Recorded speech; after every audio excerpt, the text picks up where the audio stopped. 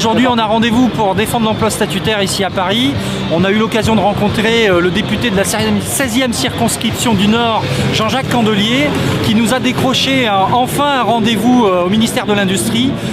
aujourd'hui à 11h30, pour qu'on aille décanter ce dossier de la SNET, parce que nos camarades de la SNET sont en situation d'être licenciés à 535. Si on n'a pas les garanties de l'État, aujourd'hui, il nous faut une véritable mobilité dans la branche. On veut que les salariés ne perdent pas dans leur emploi. Il ne peut pas y avoir dans la branche des IEG de licenciement économique. C'est pour ça qu'on est tous rassemblés aujourd'hui, c'est pour ça qu'on est tous dans l'action. Et on en profite d'ailleurs pour remercier le député Candelier, le député communiste Candelier, qui par son coup de téléphone, par son action aujourd'hui, nous a permis d'avancer dans ce dossier qui, on l'espère, va se solutionner dans les heures qui suivent. Aujourd'hui, tous les électriciens et gaziers en France, partout, ici à Paris, on fait un rassemblement symbolique à l'Assemblée nationale parce qu'on est intervenu auprès des députés. On a besoin que les députés se mobilisent parce que, en plus, le changement de ministre intempestif de l'industrie qui vient de se passer ne nous arrange pas, n'arrange pas les salariés de la SNET qui sont un peu les laissés pour compte de cette affaire. Et donc, on est venu appuyer ici, dans les préfectures, partout sur le territoire national, cette nécessité de ne pas avoir de licenciement économique dans une filière professionnelle où aujourd'hui il y a de l'argent, il y a de l'activité et il n'y a aucune raison de fermer les sites de production.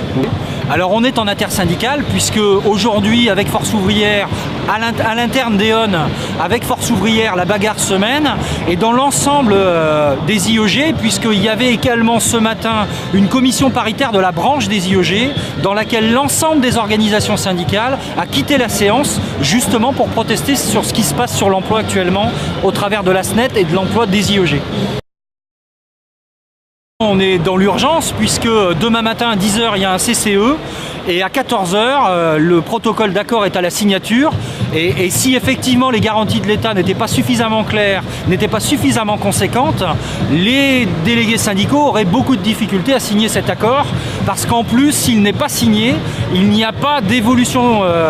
d'investissement d'E.ON sur le territoire national, notamment dans la biomasse de Gardanne, et ça ne ferait qu'accroître le nombre de licenciés aujourd'hui chez E.ON. Aujourd'hui, E.ON ouvre la boîte de Pandore en imposant quelque chose effectivement qui n'a jamais été écrit dans le statut. Il n'a jamais été écrit dans le statut que nous avions la garantie de l'emploi et que nous pouvions éviter les licenciements économiques. Sauf que personne n'a imaginé que des sites de production puissent fermer et aujourd'hui E.ON ouvre la boîte de Pandore qui permettra demain à EDF, à GDF Suez, à n'importe quel SICAE aujourd'hui, quand elle ferme un site, de licencier ses salariés parce qu'elle n'aurait pas d'autres options à leur proposer en termes d'emploi, alors qu'historiquement depuis 1946, il y a toujours eu une solidarité interentreprises, parce qu'il faut le rappeler, en 1946, il y avait et EDF et GDF qui étaient deux entreprises différentes,